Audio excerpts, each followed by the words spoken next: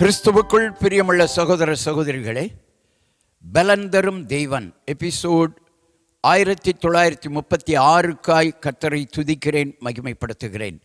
இந்த நாளிலும் எரேமியா 29ஆம் அதிகாரம் 12வது வசனம். அப்பொழுது நீங்கள் கூடி வந்து என்னை தொழுது கொண்டு என்னை நோக்கி விண்ணப்பம் பண்ணுவீர்கள், நான் உங்களுக்கு செவி கொடுப்பேன். ஆண்டவர் சொல்லுகிறார், நீங்கள் எதிர்பார்த்திருக்கிற முடிவுகள் உங்களுக்கு கிடைக்கும். நீங்கள் எதிர்பார்த்திருக்கிற முடிவுகளை ஆண்டவர் உங்களுக்கு தருவார்.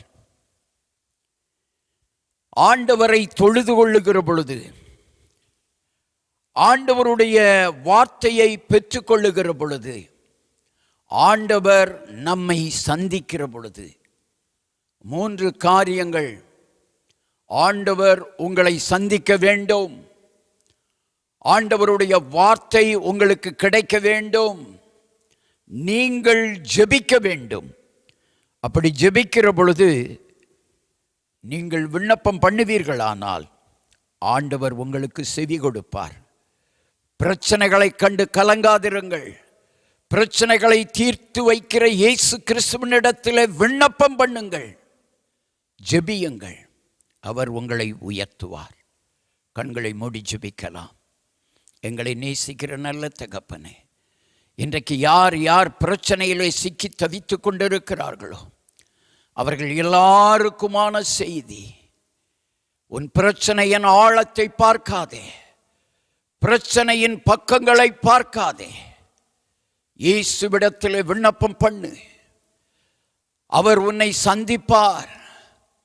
அவர் உனக்கு நல் வார்த்தையை தருவார். நீ தொழுது கொள்ளுகிற பொழுது விடுதலையை பெறுவாய். கர்த்தரை தேடுகிறவர்களுக்கு ஒரு நன்மையும் குறைவுபடாது. கர்த்தரை நோக்கி விண்ணப்பம் பண்ணுங்கள். என்னை நோக்கி கூப்பிடு என்று சொல்லி இருக்கிறார் ஆண்டவர்.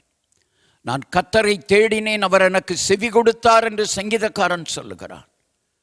கர்த்தரை நோக்கி கூப்பிடுகிற பிள்ளைகளுக்கு, கர்த்தரை தேடுகிற பிள்ளைகளுக்கு கர்த்தர் செவி கொடுப்பார். உங்கள் பிரச்சனைகள் மாறும். நீ வருகிற காலங்கள் உங்களுக்கு மகிழ்ச்சியாய் இருக்கும்.